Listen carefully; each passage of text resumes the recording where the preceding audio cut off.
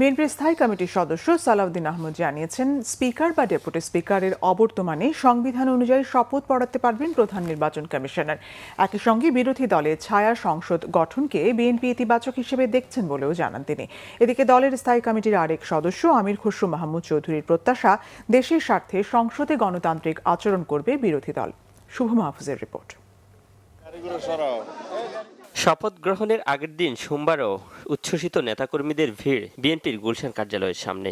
দুপুর 1টার আগে কার্যালয়ে আসেন দলের চেয়ারম্যান তারেক রহমান। ত্রয়োদশ জাতীয় সংসদের সদস্য মন্ত্রিসভার শপথের পাশাপাশি এবারের সংসদে সংবিধান সংস্কার পরিষদ, বিরোধী জোটের ছায়া মন্ত্রিসভা সহ বিভিন্ন বিষয়ে থাকছে নতুনত্ব। গুলশান কার্যালয়ে প্রবেশের আগে সাংবাদিকদের সাথে এসব বিষয়ে কথা বলেন বিএনপির স্থায়ী কমিটির সদস্য সালাউদ্দিন আহমেদ। এ সময় তিনি সংবিধান সংস্কার পরিষদ সদস্যদের শপথের বিষয়ে তুলে ধরেন সাংবিধানিক ব্যাখ্যা। জানান, বিরোধী দলের ছায়া মন্ত্রিসভা হলে স্বাগত জানাবে তার দল।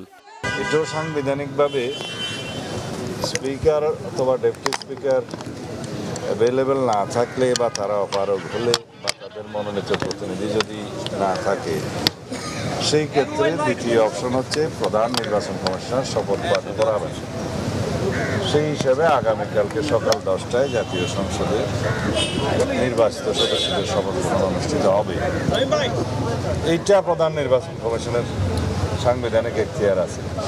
এর বাইরে কি বললেন, সংবিধান সংস্কার পরিষদ, এটা যদি কনস্টিটিউশনে ধারণ করা হয়, সেই মর্মে অ্যামেন্ডমেন্ট হয় এবং সেই শপথ পরিচালনার জন্য সংবিধানের তৃতীয় তফসিলে ফরম হয়, কে শপথ পাঠ করাবেন সেটা নির্ধারিত হয়।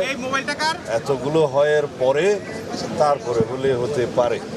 এদিকে দলের স্থায়ী কমিটির আরেক সদস্য আমির খসরু মাহমুদ চৌধুরী জানান, গণতান্ত্রিক পরিবেশ বজায় রেখেই সংসদে বিরোধী দলের ভূমিকা থাকবে।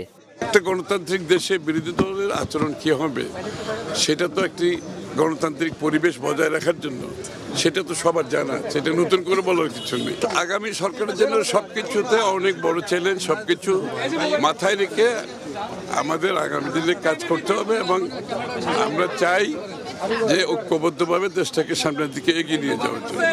মন্ত্রীদের মধ্যে কে কি দায়িত্ব পাচ্ছেন এই বিষয়ে এখনো কোনো তথ্য জানা নেই বলেও জানান আমির খসরু মাহমুদ। শুভ মাহফুজ, বাংলা ভিশন, ঢাকা।